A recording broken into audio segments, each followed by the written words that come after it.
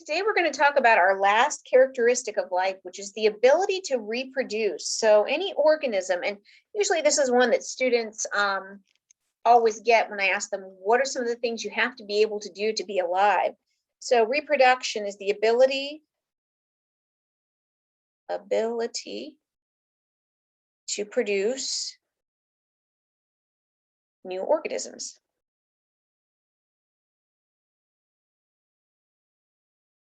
And we call these offspring.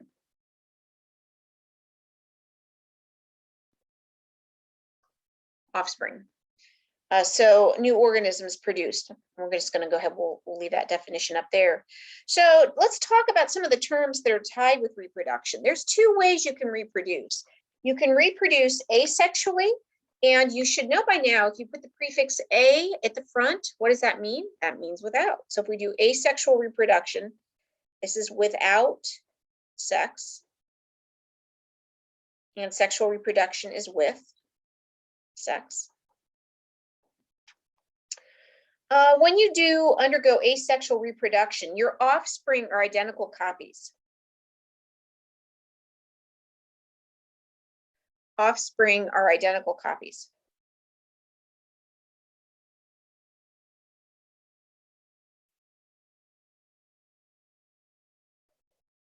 So let's jump down here. An example of asexual reproduction is binary. That's an example, binary fission. And this is the way that bacteria reproduce. So this is bacterial reproduction. Bacterial reproduction, where the bacteria split into creating two exact copies. So a bacteria creates an exact copy of itself.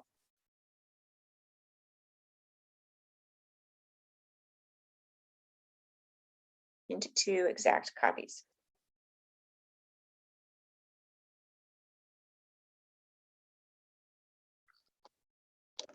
Sexual reproduction, and you know what, let me change this to red. We have sex cells from two different organisms.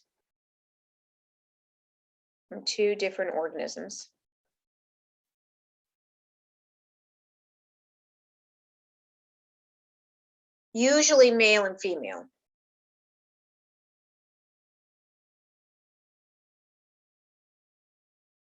Now, this isn't always the case. There are some species that are hermaphrodites where each organism has male and female parts within one organism, but usually it's a male and a female, and we have these sex cells. So these sex cells are called gametes.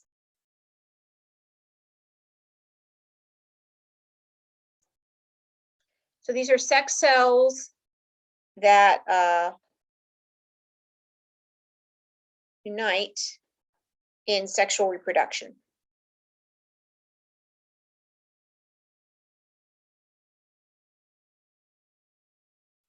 And the example that we would say is in humans, we have sperm in males and we have eggs in females, and this is true for all mammals, we have sperm and egg.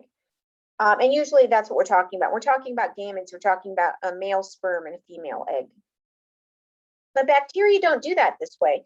They just increase in size until they have enough resources, and then that bacteria splits and it creates two exact copies. Now, the good thing about sexual reproduction is that when this happens and we get these sex cells uniting, we get variation. And variation is very, very good from a biological standpoint. So variation is change.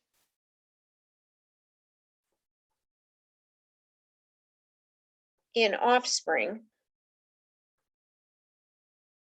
Change in offspring from parents.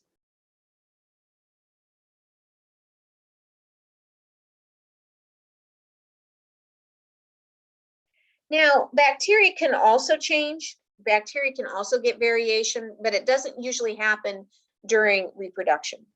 So the benefit of sexual reproduction is that it gives us, so these two both tie to sexual reproduction, variation in gametes.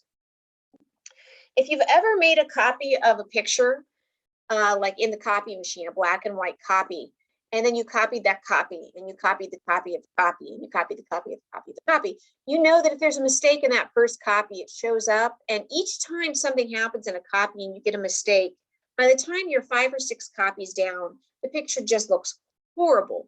Well, the way that you can fix that is if you can introduce variation when these gametes combine. If you can introduce variation during this sexual reproduction, it helps eliminate those errors. It kind of has this inherent way of keeping the picture clear. So variation is immensely important. Again, bacteria can still get it. They just don't get it during reproduction. They have to do it at a different time because we're doing identical copies here. So if bacteria didn't have a way to add that variation and to fix errors, they would have the copier problem where their copies of copies of copies would have a lot of defects. But we'll see as the year goes that they can, in fact, get some of that variation. But cannot emphasize enough how important variation is. But again, that comes into play during reproduction often. And that was our last characteristic of life. So all of the characteristics of life we've talked about. If you want to know if an organism is living or not, go through the list and make a check mark for each one. When we get to viruses, we'll see that, are viruses alive or aren't they? Do they meet all the characteristics of life? So we'll come back to this chapter towards the later part of the year when we get into viruses. Okay, that's our wrap up for characteristics of life. In the last video or two, we're going to be talking about microscopes, and that's what our lab is going to be over in this chapter. So thanks for watching. All for now.